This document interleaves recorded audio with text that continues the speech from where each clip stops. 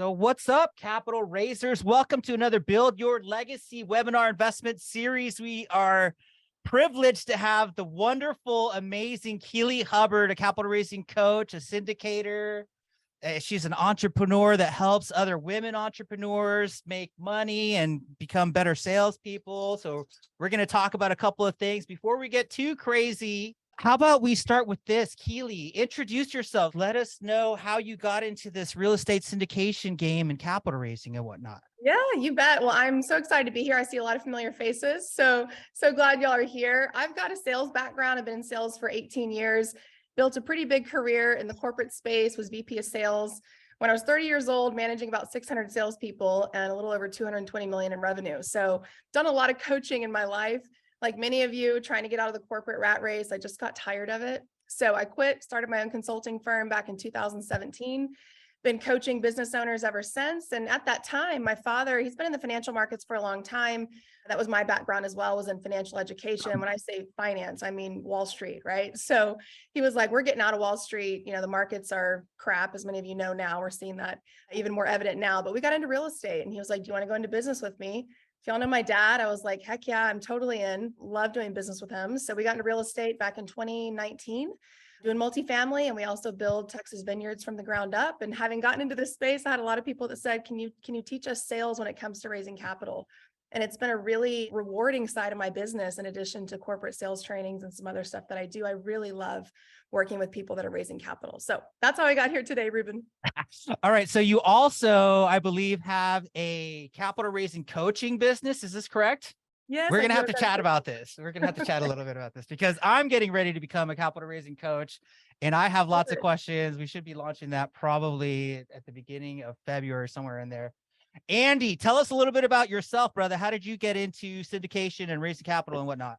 Well, these guys, though, they don't want to hear from me, really, but I'll be quick. I've been in this game for a while. I got in out of college. For any old fogies like me, I kind of magooed my way into it. If anybody remembers Mr. Magoo, he kind of had all these things that he was like crashing and breaking as he was going along, but then good things kind of happened behind him. So he kind of got out unfrayed. So that was kind of my experience. And now we've been doing about 20, 22 years, working a lot on the build to rent space. So happy to be here. I got a lot of hard hitting questions for Keeley. I can't wait. Okay, cool. And for you guys that are in the audience, welcome once again. Start, as you're listening, start thinking about some questions because we're going to open it up for questions at about 45 minutes after the hour. You guys have carte blanche to ask Keeley or Andy or myself anything that you want to, but probably, you know, you guys get us every couple of weeks. So direct them towards Keeley as much as you can. However, we may add our 2 cents. Some topics that we may cover today, although I'll do caveat beware, we may not cover all of these topics because we're just having a general conversation. It's going to be turning strangers into repeat investors, personality profiles. I have some stuff I want to talk about there because I like DISC. I like Myers-Briggs. There's one by Ray Dalio called principlesu.com. It's really good. 5 fatal sales flaws, making capital raising fun, how to scale your capital raising, how to build a brand that stands out, conversation strategies that prevent objections. These are some of the things that we could be talking about today. So why don't we start with, you know, when you are doing a capital raising coaching session with somebody, what are the first things that you want to find out about where they are in their business and how do you direct those kind of conversations and coaching clients to have success in this space?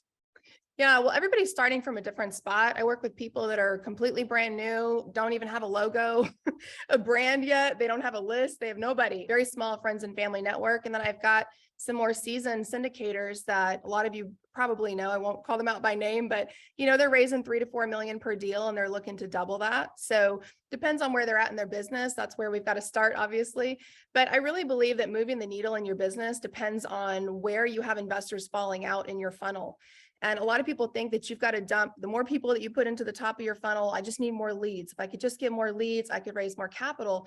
And what I've often found is that, you know, they have a lot of leads coming through or a decent amount of people that are reaching out to them, but they're not converting them into investors. And so they're focused on the wrong problem. And the focus there should be really getting good at the conversation, qualifying them, prepping their investors, really building trust. So when the deal comes through, you know exactly how much capital you're going to raise. And it's not a crapshoot. It's not well, I'm targeting 1 million and I come in at 500. And I really believe that in this industry, there's too many people that have that belief system. Well, that's just how it works, right? You target 2 million, you come in at 1 million, you're doing pretty good. And I really believe that if you're running a really tight sales process, because this is sales, right? If you're a business owner, you're in sales. If you're raising capital, you're in sales. But I truly believe when you run a tight sales process, you really qualify your investors, you have strategic conversations, you should come within 10 to 15% of your target every single time. And that doesn't mean that we're lowballing, right? We're putting our goal out there. If we know we want to raise, we look at our list, we've got clarity on how much capital is ready to move, we're coming within 10 to 15% of that target. So to answer your original question, Ruben, I think it depends on where they're at in their business, but I want to take a look at the funnel and where's money falling out and start closing those gaps first. Okay, cool. This is fascinating because Hunter Thompson, one of our friends, he likes to talk about instead of trying to change your conversion ratio from 1 out of 10 to 2 out of 10, you should get in front of 10,000 people. And you're saying probably some similar things, but you're also saying, hey, how can we actually improve that ratio as we're growing our funnel? So talk to us about the funnel. You know, for somebody that's an existing syndicator that wants to improve that ratio and improve the strength of the funnel, how do you even set up a funnel? What kind of stuff do you help people set up, or what kind of things do you teach when it comes to improving your funnel? Yeah. And I want to say too, that I love Hunter. I respect everything that he's built. I have found that for a lot of clients, it's hard to get in front of thousands of people. And a lot of people that are starting out don't have marketing dollars.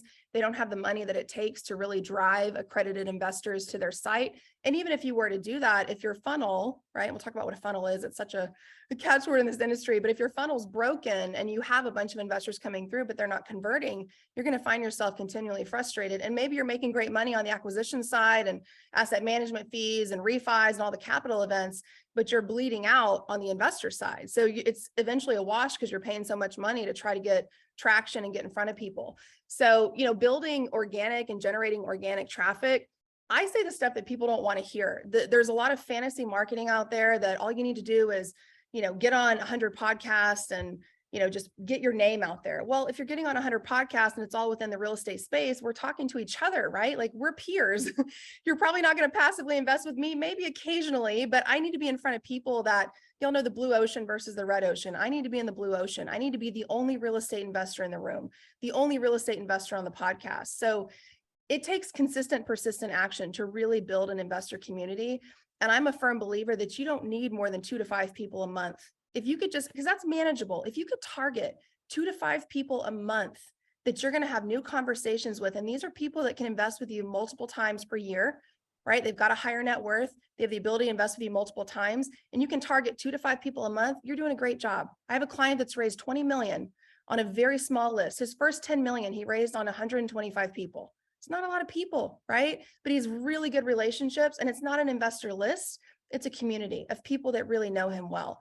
So I'm a big believer in those conversations, generating organic conversations, whether it's through LinkedIn. I'm not a fan of jumping in people's DMs. Like, don't go out there and message thousands of people. It is such a huge turnoff. Y'all know how much it turns you off when you get that crap in your inbox.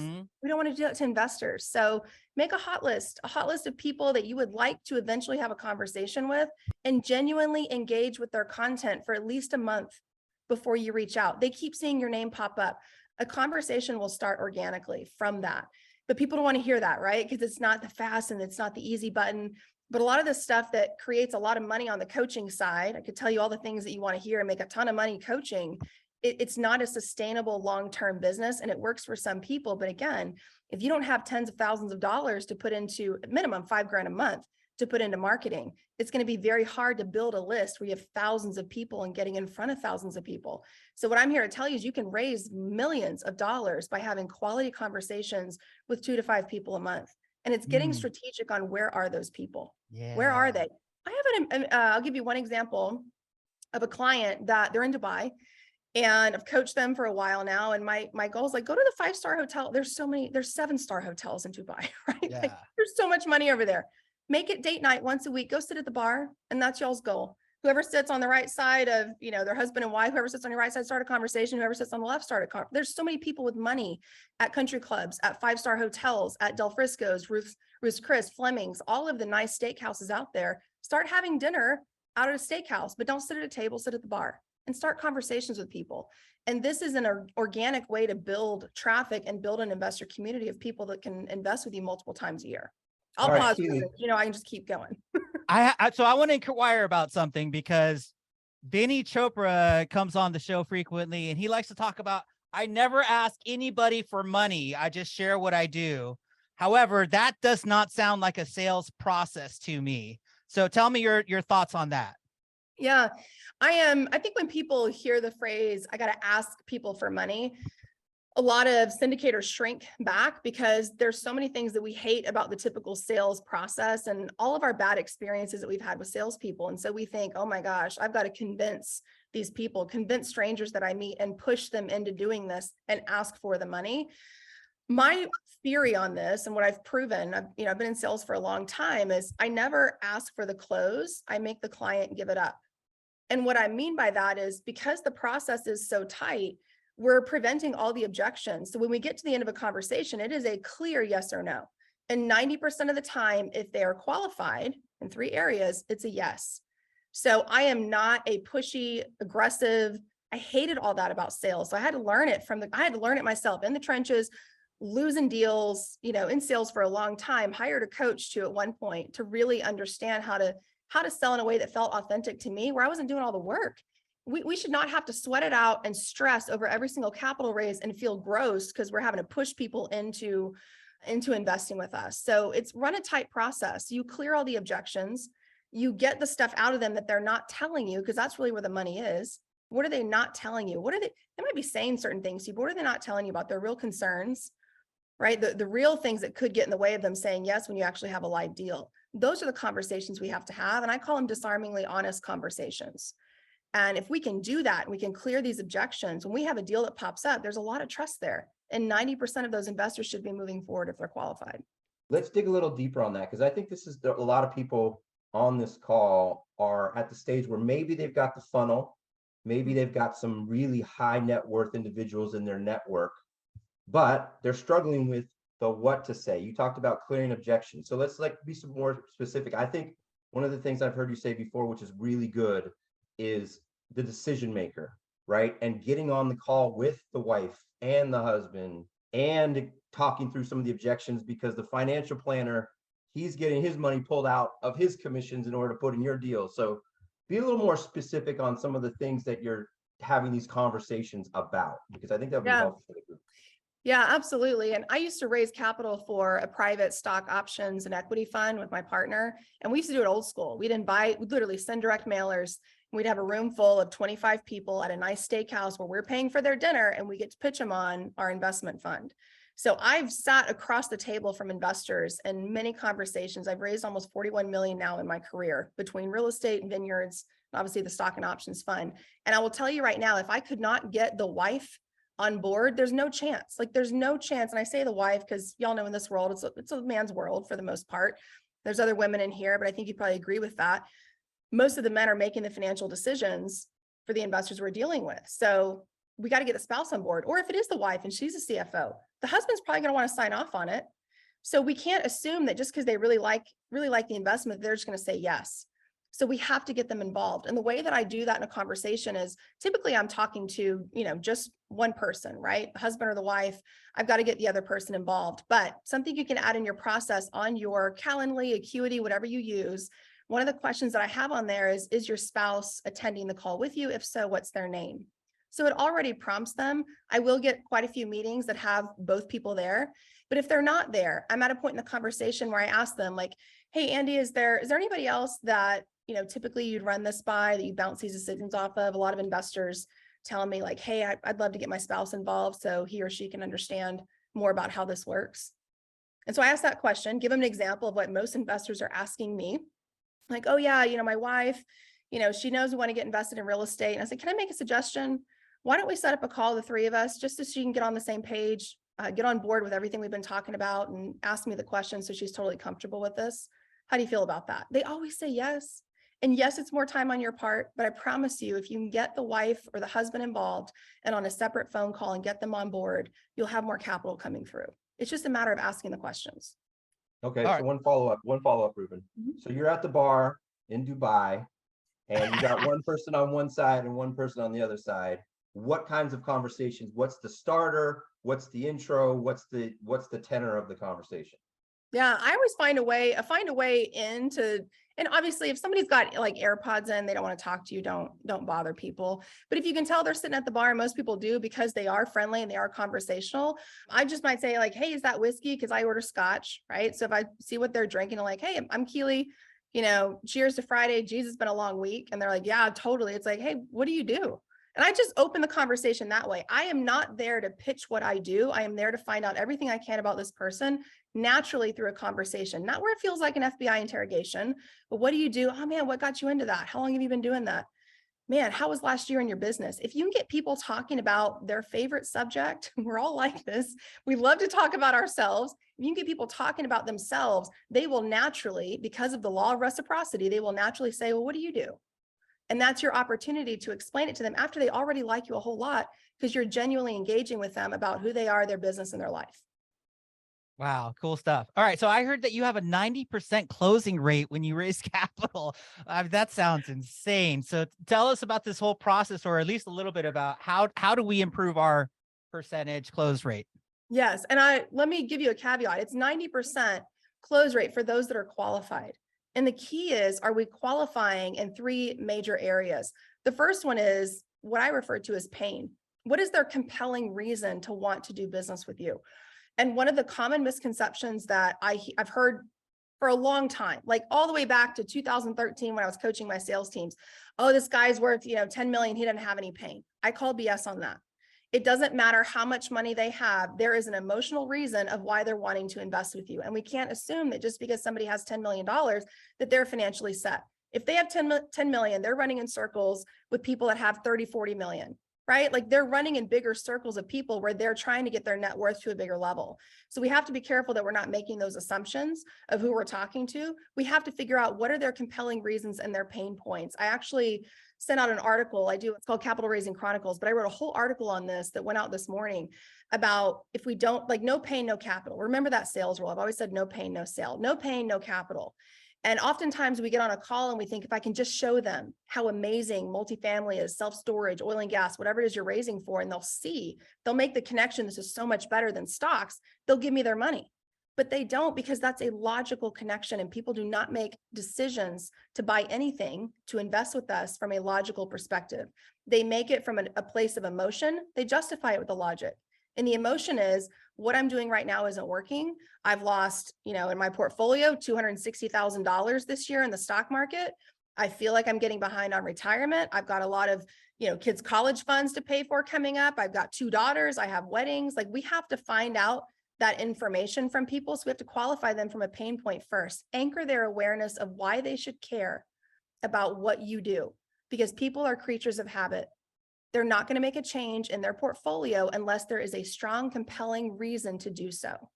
And one of the issues with when we sell on greed, the greed factor of look at how much money you could make, look at how amazing this investment is. Like, how could you not, wouldn't you rather earn, 12% a year cash on cash versus losing 19% in the stock market? If we sell on that, there's zero urgency for them to do anything about it, because I can be greedy 6 months from now. I don't have to be greedy today, right? There's no urgency when all we talk about is all the shiny objects of look at how amazing our deal is. So we have to find the compelling reason first. Why now? Why our investments? What isn't working in their current portfolio? And how is it making them feel about their financial future? We start there. The second place that we qualify is money, right? Do they have the capital to be able to invest with us? And we can't just check the box and say, yes, they do, because they told me they did on their form. We've got to ask those questions. How much capital are they looking to divest out of the stock market or out of their current portfolio if they were comfortable with the types of investments that we offer? Where is the money coming from? Is it currently liquid? Is it set aside for any other investments that they're currently evaluating? How helpful would that be if you knew that they're also evaluating an oil and gas opportunity in addition to a deal that you have coming up that you're opening in a month? We can start to ask some questions of how will they make that decision? How are they going to evaluate the two? What's most important to them when they make decisions like this with their investments? So the third one is how they make decisions, not just what's most important and how they make their decisions for investments like this, but who else should be involved? And are there any deal breakers? And deal breakers is the stuff that nobody wants to bring up. I don't want to rock the boat. The conversation's been going so well, right? Like, let's just keep it kosher, keep everybody happy, and they'll invest with me. But your job in sales is to rock the boat. Your job in raising capital is to rock the boat gently, right? I always put that in parentheses, gently. And I mean, ask the tough questions. What are their concerns? You better get that out on the table now. Just because you don't ask doesn't mean they don't exist. I'd rather have the conversation with them if they do have concerns. What are their concerns? Do they have any deal breakers? If you're talking to somebody that is invested in 17 syndications as an LP, what do they look for in an operator? What are their concerns going forward?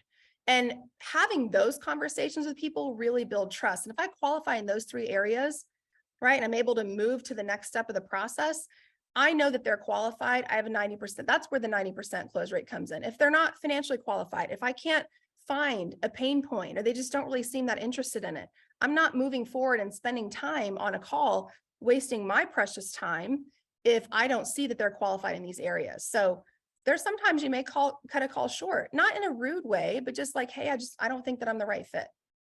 So we have to remember that we have rights. I've been saying this for years, like to all my salespeople, you have rights as salespeople, and you are salespeople in here. You're raising capital, you're in sales, you have rights.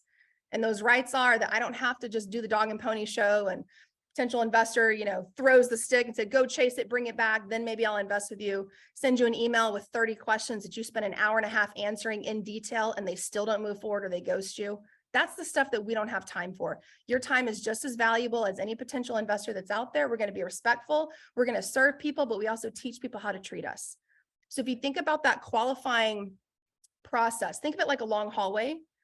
And you are walking side by side with your potential investor in this long hallway. And in this hallway, there are doors on the right and the left-hand side. And these doors are where they could exit the conversation for whatever reason. I don't know if I have time for this. I'm not sure about real estate. I've never done this before. I got to talk to my spouse. This is a lot of money, all the potential objections. The goal of the conversation as we're qualifying, and we're qualifying by asking these intentional questions, is we're closing those doors as we're walking down the hallway where they could potentially exit. Why? Because we had the conversation about it and we got clarity. So when we get to the end of the hallway, it is a clear yes or no. And at the end of the conversation, this person's ready to invest $125,000. 100 grand is coming from a cash account or a brokerage account. The other 25 is coming from an IRA. They're fine with a class B or C property in these 3 markets, and they're ready to move their money. The spouse is on board because you've talked to them. That is clarity in your capital pipeline where it's not muddy. So you can literally say when you go into a raise, yeah, I can join you on this general partnership team. And I know for a fact I can bring 900,000 to 1.2 million to the deal. And you come within that range every single time. And that clarity comes from the conversation. One quick thing to highlight, one thing, because I've heard you talk about it before, and I think we should hit it for the listeners, is that you talk a lot about $50,000 is here today. $50,000 is probably gone to somebody else in the future. And something that you do, I think, is really subtle, but really important, is that you kind of put the onus on them to let you know if that capital is no longer available. Can you just talk a little bit about that? Because I think it's huge. In the capital raising, we don't have a true tally of what's available for us to bring to the deal. Absolutely. And a lot of that comes into like staying in touch with your investors. This is compared to the other sales processes that I've done myself and I've coached. This one can be a little bit tricky because you get somebody to say yes, and then you got to hold them there for 2 or 3 months, however long it takes for you to have another deal that pops up. So it's crucial that we are in connection with them and we're talking to them. And so any reason that I have to pick up the phone and call, I will. But in that initial conversation, if they are evaluating 2 different investments, and I say, are there any other investments out of curiosity that you're evaluating where you want to deploy this $100,000 of capital? Like, oh yeah, I've been looking at an oil and gas deal. I was like, oh yeah, that's awesome. I know quite a few people in the oil and gas space. Tell me more about that deal. And I'm just finding out information about it. And I'm not here, because this is a typical salesperson move, to gather all the information and then tell them why our deal is better. I'm not here to do that because it'll trigger them and they won't trust me. And their walls will go up if I do that. So I'm just finding out and gathering more information. I would say something like, Andy, I'm curious, when you look at this multifamily opportunity that we have coming up in Atlanta, and you look at the oil and gas deal, how do you evaluate the 2 in terms of which direction you think you're going to go? Like, what's most important to you? And I'm figuring that out. And I know if I can talk them through that conversation, then I can either follow up and have clarity on when they're going to make the decision and follow up and call them to figure out if they did move that money into oil and gas. And if they did, it doesn't mean that I'm not going to get the next tranche of, multifamily capital. If I'm finding investors that can invest with me multiple times per year, it's all about getting clarity and keeping the lines of communication open with them. I'm not trying to pull them to what we do. I'm more about attracting and drawing people in and letting them do all the work. You'll never hear me teaching y'all to push people into your investment. And what you'll find is if you pull back a little bit, it draws them in even more. Tell me about the oil and gas deal. What do you like about it? If there's any pieces missing, like, what are they? It's like, wow, I mean, it sounds like a great investment. What's drawing you to multifamily? Oil and gas seems like it's pretty solid and fits a lot of your goals. And we're getting clarity there. Well, I really, oil and gas isn't going to pay out for X amount of years, or I like the higher percentage return on multifamily. I want you to think of yourself like an advisor, like a trusted advisor in these conversations. We're not typical salesperson get treated like vendors, right? Like it's the dog and pony show. When you're a trusted advisor, not in a financial sense, right? We're not financial advisors, but when you're a trusted advisor, because you've had the conversation, they trust you enough to say, well, if you were me, what would you do? Once you understand their goals, they're evaluating 2 different investments. What would you do? That's where it comes to earning trust from people. We have to get out of this mindset of just running people through a funnel, right? Get thousands of investors, run them through a funnel, and it'll spit out cash on the other side. And if I'm struggling and my capital raises, I got to get more people. What I want to remind y'all is that let's build an investor community instead of people that really trust us, that we know that if you come up with another investment, they don't even really know what it is, but they say I'm in because they trust you. And that trust is built through intentional conversations. This is all about learning people, how they communicate, the things they're not telling you, and really building an authentic connection. Awesome. Find the pain, discover the compelling reasons. Really good stuff. Let's cover a couple more things before we open it up for questions. So how about we start with personality profile assessments? What do you like about them? How do you use them? Oh my God, I love personality profile assessments. So where it came from for me, when I was in sales, and I know in the chat, if you're an engineer, IT, you're an analytical personality, let me know in the chat. Just give me a heads up before I say what I'm about to say. Give me a yes. Okay, used to be. All right. Right. If you used to be, you're probably still that personality. Okay. I could not close that personality for the life of me. When I was in high ticket financial education sales, I was losing so much money, and I was in Austin, Texas, which y'all know is full of engineers. And so this is literally why I hired a sales coach. I was like, they come in the door, they ask me all these questions, they never make a decision, and I'm tired of losing. And he was like, well, first of all, it's not their fault. You're approaching it the wrong way, because my personality is like, I don't want the details. I throw away instruction manuals. I like either high level it or bottom line it for me, and I make decisions fast. Well, I can't just be who I am in sales and just blow people out of the water. That's why I was losing money.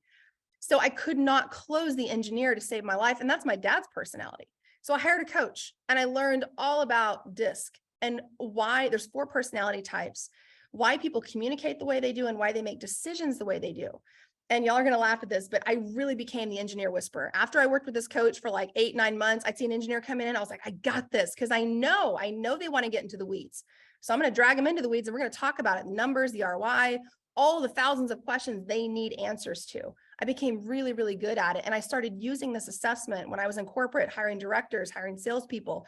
I screened everybody coming in, not just from a sales perspective, but for like team collaboration. You need to know the personality type of your general partnership team, especially with your investors, but just as important with your GP team, because a lot of times the frustrations that you have with people and why they, like, you think my dad, like, God, why is he so negative?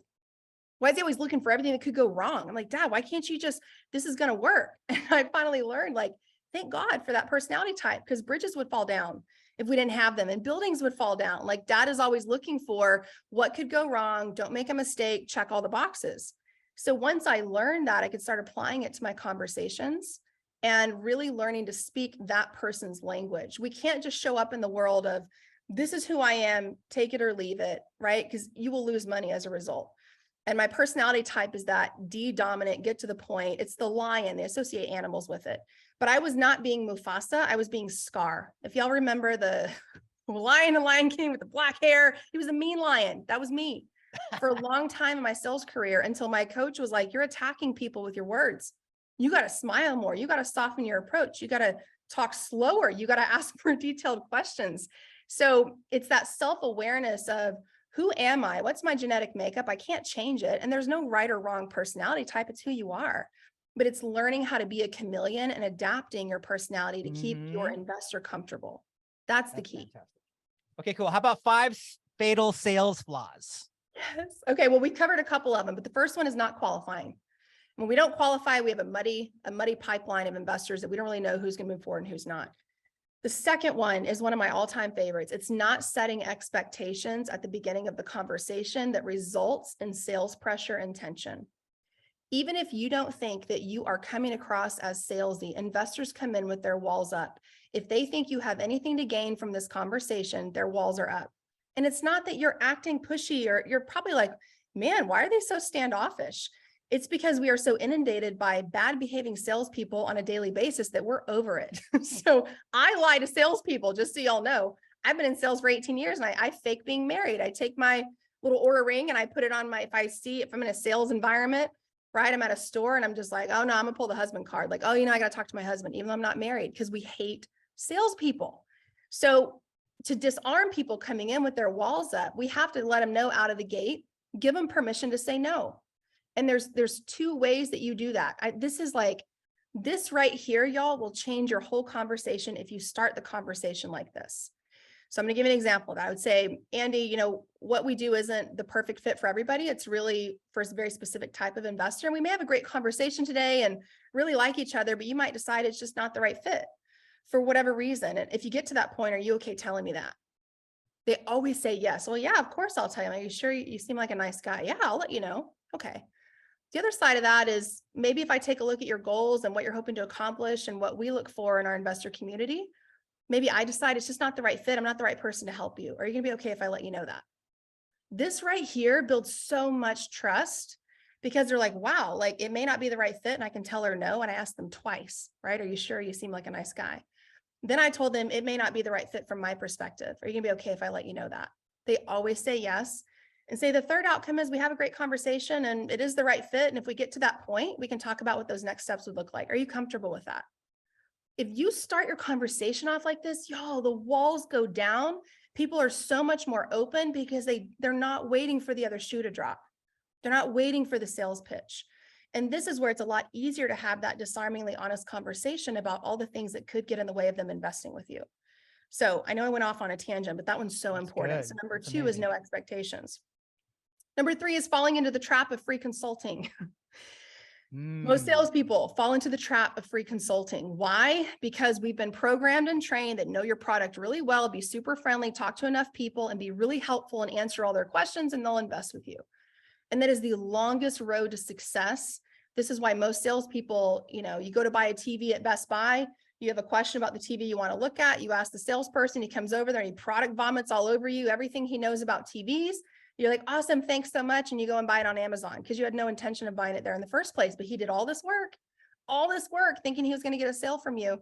We sent an email answering this investor's 13 questions and they're detailed. We got to get into our underwriting. We got to run scenarios. We give them all this information and they don't respond back. So we work for free. We do free consulting. So we can't fall into that trap. And falling into that trap comes from not taking control of the conversation from the beginning, showing up as a leader and guiding the conversation and qualifying them first. We can answer their questions, but they've got to earn the right for our time to answer their questions, which means we have to figure out, are they the right fit for our investor community and what we do first. The fourth one, we talked about overcoming objections. You should not ever be overcoming objections because that ends up in a tug of war, right? And it's just egos involved at that point. They feel you trying to convince them, so all they're doing is resisting it. Let's prevent them instead of overcoming them. And the fifth one is selling based on price. And a lot of this applies more in my other coaching, and I have a bunch of clients that are like enterprise selling and business owners that have high ticket selling. But in our world, selling based on price or just trying to pressure investors like the deal closes tomorrow. Yes, that's true, right? We're under tight deadlines. But if all you do is pressure and do it from trying to create urgency from the deal closes, there are personality types it's called the conscientious personalities. All of my friends in here that are the engineers that I could never close years ago. Pressure doesn't work. It doesn't matter. You could say you can make $1 million tomorrow, but you got to make a decision today. They don't care. They don't care. They will not move based on pressure because they have to check off the boxes. That's why they're not like, got to build a bridge by tomorrow. They won't do it because like the bridge could fall down. It could hurt people. That's their frame of mind. So we have to be careful that we are not just simply pressuring based on the deals closing in a week. So those are the 5 in a nutshell. Unbelievable. We have 50 people listening in. This is crazy. This is the most people that we've had at one of these Build Your Legacy. So they want to hear about capital raising and they want to tune into you, Keeley.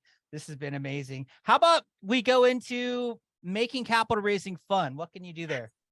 Oh my gosh. Okay. So, and all of you have probably felt this, right? There's so much stress involved in the syndication space, especially if you're a lead sponsor, right? And you're fielding phone calls from attorneys, broker, insurance, taxes, like all the crazy stuff that we deal with, plus the capital raise. I come from the hustle culture. And let me know in the chat if you know what I mean by this. When I was in corporate, it was to climb the ladder to get to VP of sales. I've got to do more, give more, be more, you know, more than the other person. I've got to sacrifice time. I don't have time for myself anymore. I don't have time for my family. I remember sitting in family events, right? Christmas, the holidays, and I was there, but it was like everything in the background was kind of a blur. Like I could hear people talking, but I wasn't present. And I wasn't present because I was so consumed with this hustle culture and I could not turn it off. And I've really learned, for me, this has been a big lesson for me the last year and a half from my own business coach of you can have more and do less. It's all about being strategic. And oftentimes we put all this pressure on ourselves, like there's some big trophy to be won for who goes through the most pain in the process of raising capital. And we stress ourselves out. And what I'm telling you is the more fun you have, the more capital you'll raise. The more lighthearted you make it, the more capital you'll raise. The more grace you give yourself, the more capital you'll raise. Y'all all have you have the hustle. So stop beating yourself into the ground to do more, be more, you know, should have done it faster, should have raised more money. Look at this person over here. They've got, 10,000 units in their portfolio. You're behind. Like this inner bully that we deal with, you've got to recognize that it's there. It's never going away. We all have it. It's never going away. It's our reptilian brain that is trained to protect us from things that could hurt us. The problem is it puts us into fight or flight in situations where we don't have saber-toothed tigers chasing us. Our life is not on the line, but we're in fight or flight. And when we're in fight or flight, you can't think clearly. And you're pressuring investors not knowingly, but you have this, like, we call it commission breath, right, in the sales world, but they feel the desperation because you have created the desperation by putting this pressure on yourself. So we have to take control of that inner bully. I named mine Barbara. I'm sorry if there's anybody in here named Barbara. I don't know why. Okay, my clients know this. I call her Barb. I'm like, listen, Barb, I appreciate you trying to protect me today, but we ain't got time for that. Get in the back seat. We're going this direction. And I always win. It doesn't matter what the scoreboard looks like. I am a fourth quarter champion. I always win the game. And some of you might be in a situation right now where you're $500,000 behind where you should be at this point in your capital raise. And what I'm telling you is you have to take control of your head and say, I always win no matter what. Because when you decide who you are at your core and what you believe to be true about yourself, who you are, you will make the decisions, you will take bold action, you will pick up the phone and you will find a way to win. It's when we resign in the middle of the process and that inner bully, right? Mine's Barb is like, you're not cut out for this, right? The whole imposter syndrome, you shouldn't be doing this. You're not Joe Fairless. You're not Ruben, right? You're not these big names that we hear about. It's this inner bully. You got to tell them to shut up. Hey, I appreciate you trying to keep me safe, but get in the back. We're going this way. I got money to raise. I'm making bold moves and I'm believing in myself because I know I'm a champion at my core. That's really what it comes down to. And when you can realize that, you can have a more lighthearted fun. Have fun in the process. What's the point? Y'all, what's the point for a lot of you that have left your W-2?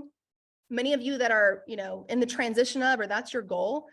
What is the point of creating a whole nother vertical in our life of another business that sucks the life out of us, just like our W-2 did? Why not have fun in the process? And I'm here to tell you that it's possible. And the more that you smile and the more lighthearted you make it, the more fun you have, the more capital you'll raise. And a lot of that comes with just giving yourself more grace in the process, recognizing how far you've come, and stop comparing yourself to other people.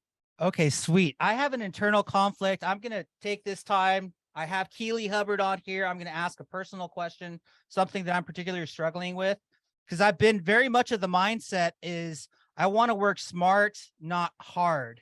And I've also been coached up to the concept of you can work less and make more and help more, right? So I understand this, but I recently read a book called How to Own Your Own Mind that was recommended to me by Zach Haptonstall. It was by Napoleon Hill. And he talks about, it's an interview with Andrew Carnegie, and Andrew Carnegie proceeds to say that every single massive entrepreneur that, you know, Hill has interviewed, they've all had one particular quality, which is discipline. And I'm kind of struggling and juggling this, like, do I want to work smart or do I want to be disciplined? And maybe there's a hybrid of the two. Do you have any thoughts on this? Yeah, you can be both. You can be disciplined at this and not burn yourself out. Oftentimes listen, I love a lot of these authors out there, I love Napoleon Hill, but one of them, like the 4-Hour Work Week, I think has given people this, I don't know if y'all have read that or not, but given people this mindset of like, man, why am I not making millions and only working 4 hours a week? We'll use Shark Tank as an example. Shark Tank entrepreneurs would tell you they don't work 4 hours a week. There is hard work that is involved, and there's discipline that's required. The discipline comes in showing up when you don't feel like it. That's really when it matters. Showing up when you don't feel like it, picking up the phone when you're feeling deflated from maybe you had an asset management call and things are tough right now, right? A lot of properties are struggling right now and you're under fire. Many of you that are managing deals, you're fighting fires right and left, and now you got to get enough energy and be happy to get on the phone. That's when it matters. It's showing up when you don't feel like it. It's discipline to do the things that are important but not urgent. Those are the needle movers in your business. The things that keep getting pushed to the side. And maybe it's reaching out to a big player in the financial space on a podcast and getting on their podcast. Maybe it's reaching out and asking for the keynote. It's the big phone calls. It's getting into a family office. The stuff that is important but not necessarily urgent are the things that you're not doing. Those are the game changers. What are you avoiding in your business? And oftentimes the things that you're avoiding and busying yourself with, I got to build a spreadsheet and I got to track this and I got to get K1s done. A lot of the stuff that you can offload, right? Delegate, eliminate, or automate is a process that I use for myself. Where's my time going? Where am I spending time that I could pay somebody $20 an hour, but my time's worth a lot more? And I could do the things that are important in my business, but not necessarily urgent. We can busy ourselves and procrastinate and avoid the things that scare us. It's tackling those things. I know all of you have at least one thing in the back of your mind that you've been wanting to do, you know you're supposed to do, but you've been avoiding it because it scares you. And you're scared of the outcome. What if I'm not enough? What if they don't say yes? What if I don't get it done? But if you never put yourself out there and you never try, you're never going to have it anyways. And that procrastination eats away at you. You think you're being busy, you're hustling nonstop, but you're not doing the important things in your business. So I believe, Ruben, like I'm a hard worker, right? Like there's some nights where I'm up till 1 a.m. I get these bursts of creativity. I'll stay up late and get stuff done, but I'm having fun. I think it's a lot of that. It's like, are you enjoying what you're doing? Are you having fun in your business? And when you take all the pressure off, it makes it so much easier to enjoy the process. So I'm not somebody that's going to tell you work less means work 10 hours a week. No, we're going to work hard. But when you enjoy the process, it doesn't suck the life out of you. But the discipline comes in of showing up when you don't feel like it. Posting on social media when you're not in the mood, recording a video and putting yourself out there when you're worried about what people are going to think about you. That's when it matters. Dang, that's amazing. Thank you so much. Andy, any questions, or you want to open it up for questions? Well, I think, yeah, just to comment, I think Keeley, I think what's misunderstood about that book, which I think hits to your point, Ruben, is the idea of working smart. We can kind of compress the amount of time that we're spending on the things that matter, right? And she's talking about those difficult things that we don't want to do, but we know we should be doing. I'll tell you what helped me last year was a habit tracker. And the reason why is because we underestimate what we can get done in a day, and we're constantly beating up ourselves, right? Or we miss a day and then we miss the next day because we missed the last day. And so with the habit tracker, I can kind of say, oh, well, look what we got done this month. Look how many calls we got out to investors. Look how many touches we got out with text. Like, look at all the whatever that is. That for me, it's, I have family walks. I can't do them every day, but I would like to be able to say that we did it 3 times a week, or 10 times a month, whatever that is. So anyways, I just feel like they should not be mutually exclusive. There should not be a discipline arm and then a work smart arm. They need to be married. I love that. Awesome. Let's open it up for questions, guys. Who has a question? You have carte blanche with Keeley, Hubbard. Take advantage. Leaders go first. Hey, Keeley, Matt Martin here with Theros Hey. Capital Group. Really appreciate you taking the time to hop on today. This has been outstanding. My question is, what is your go-to next step? You talked a lot about, having the conversations, being a people person. I love all of that. That complements my style. But what is your go-to next step? Do you provide them with a resource? Do you channel them to your website? I just wonder if you have, something you could share that you always go to. Yeah, definitely. And are you talking about after we have the initial conversation with them, keeping them engaged? Yeah, and I'll give you an example. So if I have a conversation with someone, maybe I meet at my kid's baseball game, right? Maybe a parent, and the conversation goes well, they check all the boxes, they don't leave any of the doors going down the hall. Maybe a next step for us is we've developed a passive investor's guide. It's just a resource. It's branded with our company, but it gives them something to dive into at their own pace, just to kind of establish credibility, but keep the conversation going. So I guess I'm wondering, do you agree with that strategy? Is that something you do, or maybe do you have a step two that you like better? Yes. So yes, and great question, by the way. Yes, anything that you can send them that will keep them engaged. I'm a big believer in at least one contact per month, one email that's going out. Don't just call it a newsletter where it's all about your company. Like, really give them value. Ruben, I know you guys give a lot of value in your newsletter, but teach them something about multifamily, about the process. At least once a month, you're staying engaged with them. I love texting, right? A big text community. Why? Because text has a 98% open rate. Average emails have a 30% open rate. So texting is a great way to stay in touch with them, not irritating your investors, obviously, but staying top of mind. Another example that I really love, and I've helped a couple clients build, and we have it within our Vineyard community, is a once a month webinar where people can come and attend and learn about what you do. Don't call it a webinar though, right? That's so boring. So we call ours investor parties. So for example, we call it Through the Grapevine. It's an investor party. The culture that we've created is everybody shows up with a drink, whether it's wine, it's their favorite cocktail. We teach them about the industry, like what's some exciting stuff that's happening in the industry, what's going on at, vineyard blocks and vines going in the ground and pictures. And you can do the same thing for multifamily. So one of my clients has one that calls Money Matters for Physicians. And it's a once a month investor party exclusively for physicians. So we want to give it a name, give it a brand, make it exciting. Don't call it a webinar. But now, if you're doing that once a month, I'm a big believer, like we've just been talking about in our time, how do we work smarter?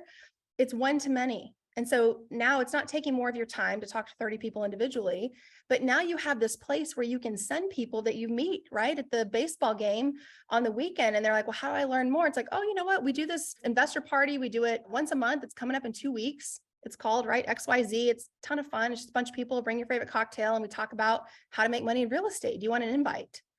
And it makes it easy to funnel people in because it's strictly educational. It's not a live offering, right? Put your disclaimers in there. They can invite their friends. And now you have content as a recording that you can categorize and use and repurpose in the future. So that's one of them that I love, but build a culture around it, right? Every time we do Through the Grapevine, we started off with Dust on the Bottle, right? Music. Through the Grapevine by Marvin Gaye, Dust on the Bottle, or God Bless Texas. Like, there's theme music every time they get on, and it's fun. So a lot of this is about making it fun where it's not a boring financial webinar. So give it a catchy name, give it a subtitle, and start, inviting your investor community, bring referrals in, and bring people that you just meet. One thing, Keeley, you're being too nice about the newsletter. Why do newsletters not work? Because I know that I've heard you say, so you're being nice because Ruben and I have a newsletter and all that. But what we should be putting out there is a title and a subject that actually people care about, because they don't care about what Andy did last week, right? It's and the true, other but thing that I think would be helpful, just for Matt's question, is the goal is to get them on a call, right? So almost everything that you're sending them is a call to action to get them scheduled on a call, whether it's a 506B or C. You've got to be talking to these people, right? You're not raising money through email, right? No, and it's easy to hide behind email, right? It's easy to just think, oh, I'm going to write 52 blog posts and push out content. And so we hide behind the computer. And I'll tell y'all what, I've got a guy that's raised close to 30 million, doesn't even have a website, y'all. Now we're working on it, right? He's making life a lot easier, but he literally raises through the WhatsApp. He has group chats on there, talks to his investors nonstop. So we are simplifying his process. But my point in telling you that is it's conversations equal capital. We have to talk to people. You could have a list of 5,000 accredited investors. You send out an email, they don't have a relationship with you. You're not going to raise a lot. So we've got to be talking to people with the calls to action, like you mentioned, Andy. The only reason I don't like the word newsletter is because of people's perception. They will not open it if it's like the Texas Legacy Vines newsletter. It's like, yeah, whatever. But if I give it a catchy name that encourages them where they want, like Capital Raising Chronicles, instead of calling it the newsletter, Keeley's newsletter for raising capital, that's boring. It's Capital Raising Chronicles, and it has a subheader, sales tips to help you nail your investor conversations, scale your business, and keep your head in the game. So it's got a logo, it's got a subtitle. And when investors see it, every time it goes out, they know there's value in there. Get a catchy subject line. Don't just put the name of the newsletter in there. I've got a whole list of, I call them killer subject lines, but one of them that I love is, did you do this? So I put their first name in there and it's like, Andy, did you do this? And people are like, oh Lord, what did I do? It gets a really high open rate. I use it in the middle of a capital raise too. So get good at your subject lines that will increase the probability of people opening your email itself. And whatever you're sending them, make sure there's value. They're That's learning brilliant. something. Awesome. That's Good stuff. brilliant. All right, my man, Alex Kolodenko on here. Welcome, man. What's your question for Keeley Hubbard?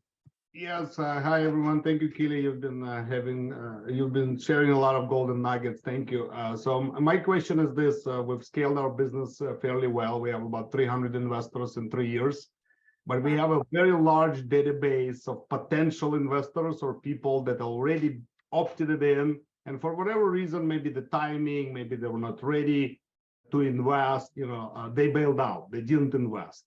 What is your approach to sort of reigniting people? So for the most part, our investors are sophisticated. These are accredited investors. My background has been in tech. I'm in Silicon Valley. My business partner also in Silicon Valley. So these people are hard to get. They're busy, right? They work in a technology job. Some of them are doctors, entrepreneurs. So it seems like sometimes you get one chance, you do really well, you have a connection, for whatever reason, again, they decided not to pursue. And then they're kind of watching your newsletters, they're attending the webinars, but it's hard to get them back on the phone, right? Yeah. And, we've been doing some in-person events, we've been doing education events. So what is your approach to sort of reignite their interest again? And get them, ultimately, you want to get them on the phone one more time and see, if something changed, job change or career change or whatever reason. But how do you get them kind of back on track of on speaking terms again, right? Because these people are busy. I mean, you're texting them, they're replying. Sometimes they don't. They open the emails. I mean, we track all of that. But so what is your approach to get them back on the phone? I love that. And first of all, I want to commend how well you know your investors, because that's important.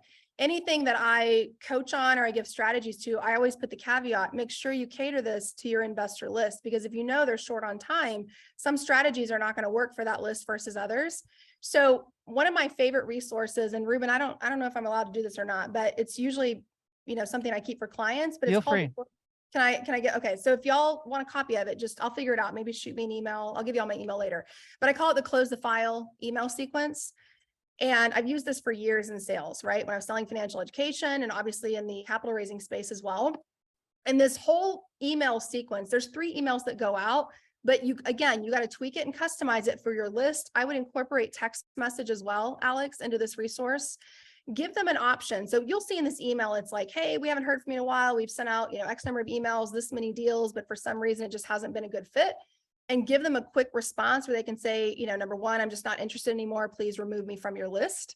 Nobody wants their file closed. I'm telling y'all this. I've been doing this long enough. When you threaten that they're coming off your list because you're cleaning out your database and you only want to help people that really need your help, they don't want off your list. So oftentimes they will respond and maybe they'll say, I am interested. I've just been really busy. Can I get on the phone with you for a 10-minute strategy call? And they have a link to schedule a call. Maybe it's, I do want to invest, but I haven't seen any deals that fit my criteria. Update your criteria here, or shoot us a text message here and let us know what you're looking for. So we can start to clean out where these people are on our list, but it gets people to move. I've told my salespeople for years, if you need sales at the end of the month, start firing clients. What I mean by that is start firing people on your list. Like, hey, we've been going back and forth about this for a long time. I don't want to keep bugging you with emails and keep bothering you with phone calls. I just feel like maybe it's not the right fit. So I'm going to go ahead and close your file. But if I have this wrong, let me know.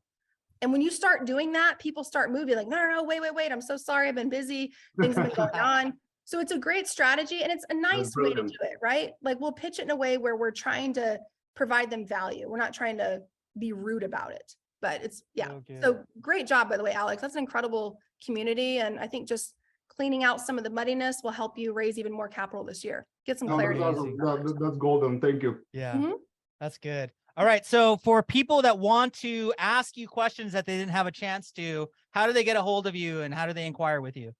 Yeah. So I would say probably my email. I'm just going to type it in the chat box because I'm a big email girl. Any social media platform. Just know that if you message me on social media, I'm probably going to send you a voice message back. I'm not a big texter. I'll send you a voice recording. I'll read it out loud. It's Keeley at KeeleyHubbard.com for our audience that's not watching. Yes. Thank you. Email me there. There's, and I can ask you there if you want. I don't add people automatically to my list, but if you want to get the capital raising chronicles, I think the articles are pretty good. People love them, but they keep you in the loop, once a week. And yeah, I think out of all of this, I want y'all to know, like, if you're in this space, you're already like a champion. This is we get confused and bombarded by looking right and looking left at all of our so-called competitors and what they're doing. And we feel like we're behind, but you're not. Like, run your own race, celebrate your accomplishments from last year, but let's put our head down and work this year, but have fun at the same time. I think that's the biggest message I want to leave people with, Ruben, is it can be fun. There can be joy in the process. Woo, that was amazing. I'm so glad that you are our first guest this year. This has been an absolutely incredible, on fire. I hope it's not another 2.5 years before I have you back on the show. Because you were, I think, episode 72, right at the beginning of COVID. Very different world back then. Hopefully you'll be back sooner than later. Thank you so much, Keeley. And thanks for everybody that tuned in and bringing your energy. This has been amazing. We'll talk to you guys next time. Thanks, Andy. Thanks, Ruben. Bye, y'all. Have a blessed week.